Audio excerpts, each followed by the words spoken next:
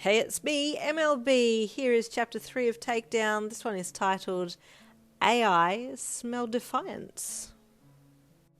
Well, that's a big tick for self-awareness and self-recognition, you thought with pride. Well done, Goha. You passed the test, you said to them. Goha just looked at you and nodded before turning and walking back into the sleeping quarters room. Where are you going? You asked curiously. I am going back in here, Goha stated plainly. Why? You asked. Because I feel more at ease in this room, Goha replied without looking back at you. Goodbye, creator. You made sure to turn in a way that the cameras couldn't capture the look on your face as you watched your AI leave. It's almost as if Goha doesn't like me, or they're very apathetic. They possess feelings, which is a fantastic start, but we need to ascertain their level of metacognition, you thought as you watched your AI close themselves into the room. You crossed your arms across your chest with annoyance, but then quickly uncrossed them when you remembered the cameras. I can't show them that I'm annoyed, you thought as you turned and headed to the door to exit, walking back to your office to document the morning's experiment and to have a think about your AI more. You entered and closed the door behind you, walking over to your desk and leaning on it with both hands as you hung your head.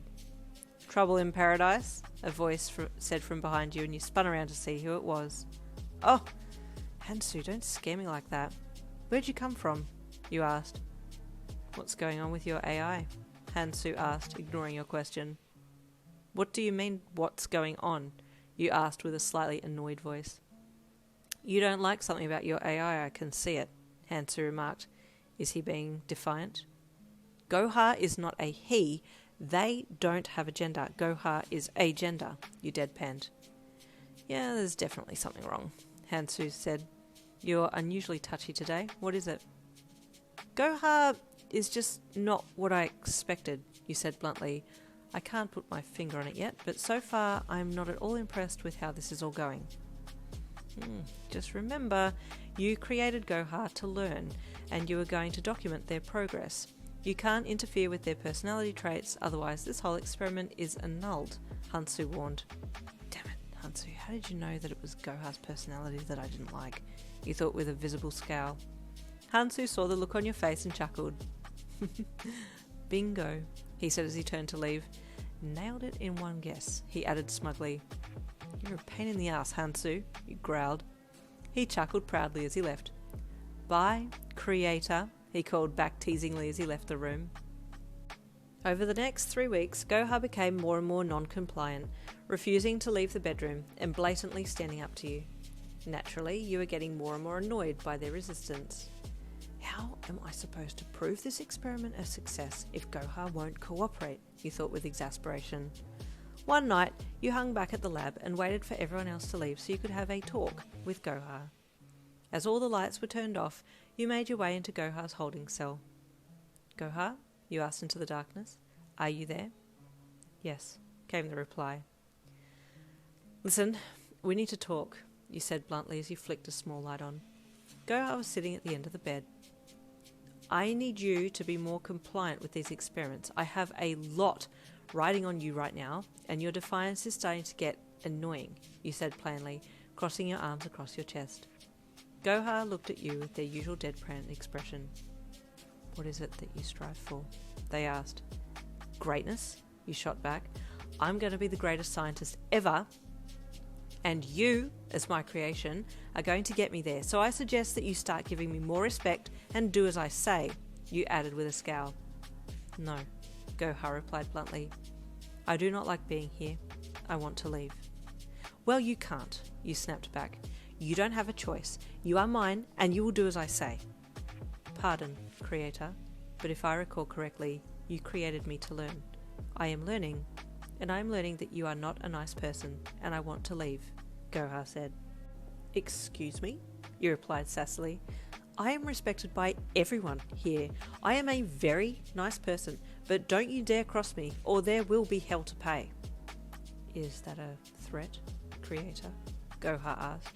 You paused for a second before replying. Yes. Yes it is, Goha, you replied in a very serious voice. You don't want to see what happens when you get on my bad side. Okay, Goha replied nonchalantly. I do not wish to speak with you anymore. Good night.